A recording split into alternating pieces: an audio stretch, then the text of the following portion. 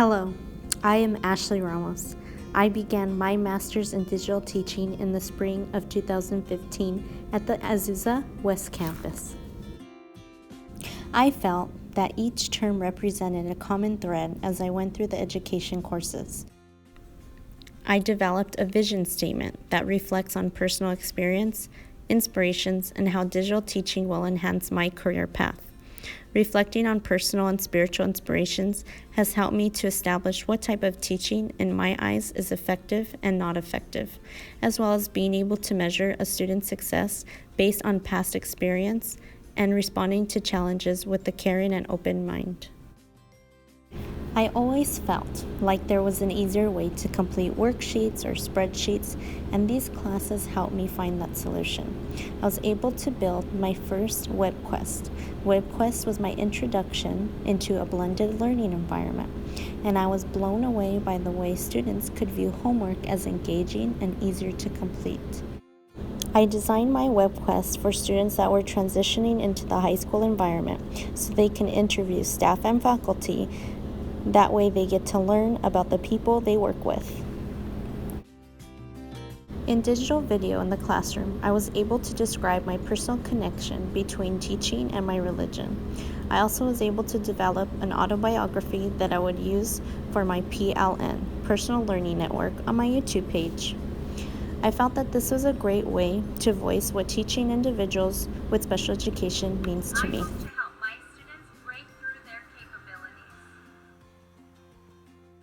In 515, I was able to create video tutorials and establish a professional social network via YouTube and social media like Twitter. I developed a new way of looking at the benefit of social media, not only as a way for socializing, but building a professional learning network. I attended the San Gabriel Valley Q Conference and met educators who promoted the integration of technology in the classroom.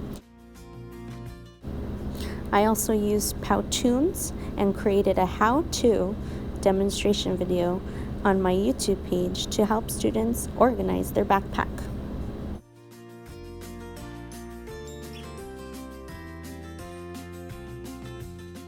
I began working on the Genius Hour project about video conferencing and learning about how video conferencing has evolved over time. I was excited to learn about new technology that is being incorporated in the classroom, such as the green screen, as well as virtual reality, which is changing the traditional classroom and transforming it into a new learning experience. Technology like Osmo, which helps youth learn to read, write, color, and create shapes through sensory activities. I felt motivated to use the new resources like Edmodo, Fakebook, Google Forms, and more, because they would promote English development through a new medium for all students. In 522, I learned about Howard Gardner's theory of multiple intelligences. Differentiation is a challenge for many educators because we are all looking for effective instructional methods. I believe that using the multiple intelligences in my lesson plans will help me create instruction that appeals to all types of learners. I have found myself paying attention to how I enjoy learning and what types of technologies keep me engaged. My students have various needs and preferences, which will help me find the best resources for them.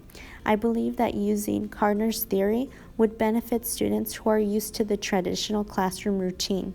I feel that lecture drowns a student's attention and does not stimulate them.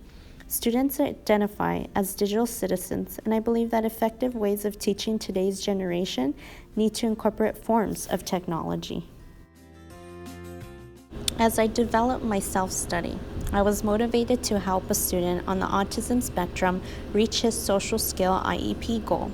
The student was a great candidate based on the amount of time I have worked on one-on-one with the student. The student showed exceptional progress in his social skill activities in class, yet needed improvement outside the classroom. I incorporated the practices and methods of Carol Gray and Mary Schleider.